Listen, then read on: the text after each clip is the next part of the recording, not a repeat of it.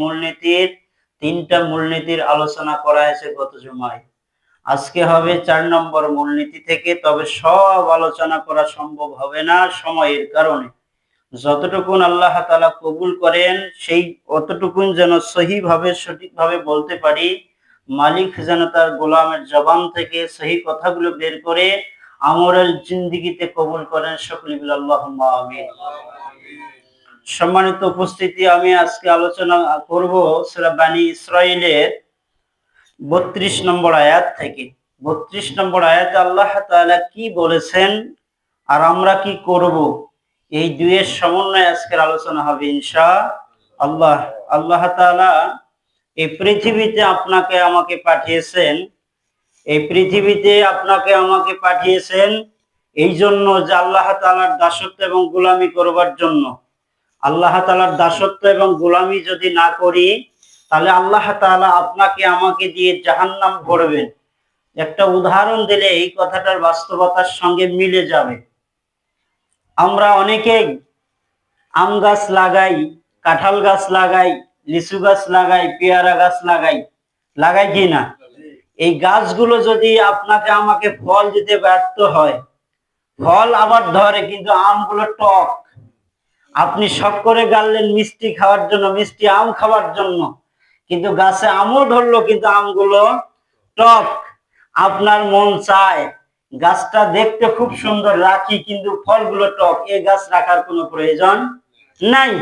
মালিক গাছটা কেটে ফেললো, গাছটা খড়ি বানাইলো অথবা যে কোনো ফার্নিচারের কাজে ব্যবহার করলো, কিন্তু এই গাছটার প্রয়োজন ছিল, গাছটা থেকে মালিক পাবে মিষ্টি আম, কিন্তু পেয়েছে টক আম।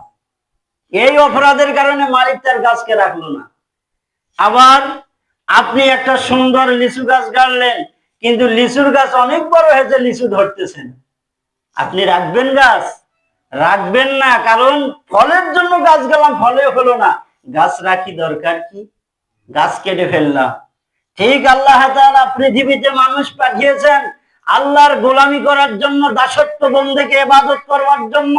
সেই মানুষ যদি আল্লাহর দাসত্ব গোলামি ইবাদত না করে, ঠিক এই মানুষকে দিয়ে আল্লাহ জাহান্নাম ভরবে, জান্নাতেই জায়গা হবে না এই মানুষের।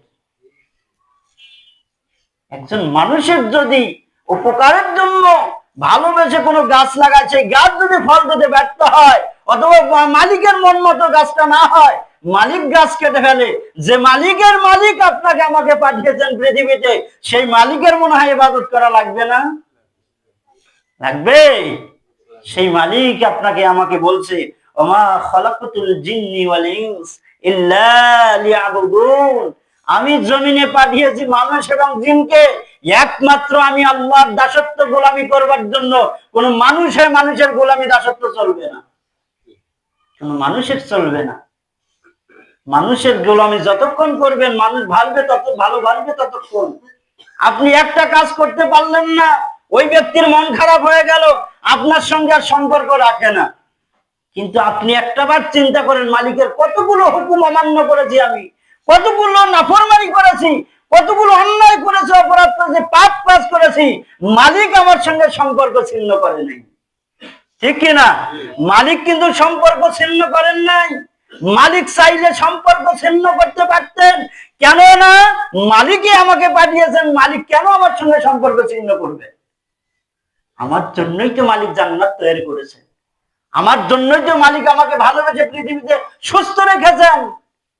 অসুস্থ হয়ে গেলে, অক্সিজেনের প্রয়োজন হলে টাকা ছাড়া অক্সিজেন পাওয়া যায় না, চায়? টাকা ছাড়া অক্সিজেন পাওয়া যায় না।